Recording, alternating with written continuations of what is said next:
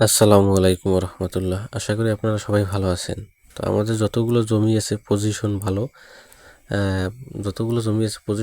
আর কতগুলো জমি আছে পজিশন বেশ খারাপ। তার ভিতরে একটা, এই জমিটার পজিশন মোটেও ভালো না। তার কারণগুলো দেখেন। এইখানে একটুখানি উঁচু জমি, সামান্য পরিমাণ আসলে তুলনামূলক, এবং সামনে দেখেন একটা পুকুর। তো পুকুর আমাদের কোনো কাজে লাগে না। আবার এদিকে দেখেন কারেন্টের তার, যে উপরের দিকে একটু খেয়াল করলে দেখবেন যে 2 পিস তার এখান থেকে মেইন লাইন, যে বিদ্যুতের সেই মেইন লাইন গেছে, যার কারণে এখানে তেমন কোনো গাছও লাগানো সম্ভব না, কারণ তারের কারণে সমস্যা হবে। আর যেহেতু বাগান বাড়ি এখানে তেমন একটা আসা হয় না, যার কারণে এখানে তেমন কোনো গাছও লাগানো সম্ভব না। এবং এই দিকটায় আছে আবার পুকুর।